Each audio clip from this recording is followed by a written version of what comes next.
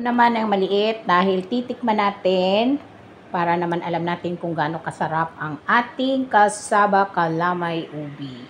So ito na siya guys ha, kain na kayo dyan, tikman natin. Ay naku, napakasarap. Sarap.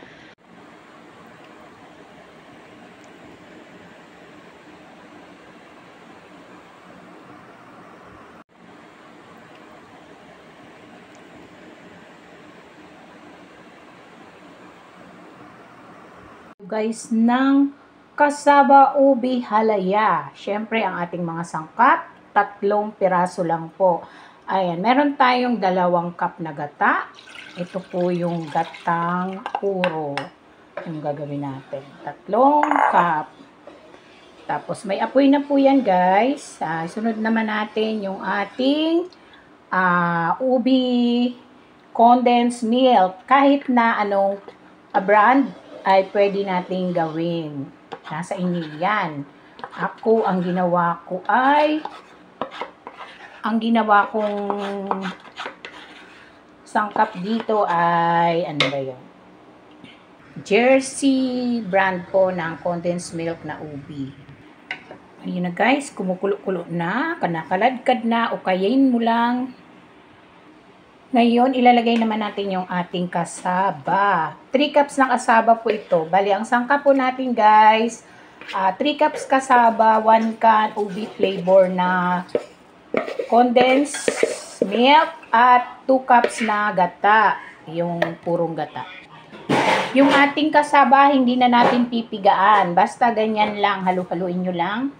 Pag gusto nyo pong dagdagan yung kulay, pwede po tayo magdagdag. Ayan, maglagay tayo ng kulay violet para maganda yung pagka-violet ng ating ubi kalamay kasaba. Kailangan ukayin nyo palagi para hindi manikit ang inyong kasaba ubi kalamay. At habang nag-ukay-ukay tayo at antayin natin maluto ang ating kasaba ubi, ay mag-shoutout po muna tayo sa ating ka-team. Shoutout po sa ating mga ka-team Mars, Team Lusob, Team Anabi, Team Payaman Reels, at Team Modrakels, Solid Modrakels. At syempre po ang aking mga friends na sila Sis Agapita Acosta, Juana Paulo, Sis Olga, at marami pa pong iba. Shoutout po sa inyo at maraming salamat sa mga sumusuporta ng aking mga video. Sis Julie ng Team Anabi, thank you so much sa panonood ng aking video. Sa mga Team Anabi po, thank you so much po. Sana po lagi po tayong magkakasama at panoorin nyo po ang aking mga video. Salamat po. Ukay-ukay pa din hanggang sa maluto dahil hilaw pa ito. So, kailangan mahabang pasensya yung sa pag-ukay-ukay. Ayan guys, naglagay tayo ng ubi jam dahil mayroon naman tayo dito. Pero optional lang po yung ubi jam. Siyempre, haluin natin yan. So, ayan, hahaluin natin hanggang sa maluto at mahalo nating mabuti ang ubi jam. So, ayan, tapos na guys. Ito na po ang ating kasaba ubi halaya.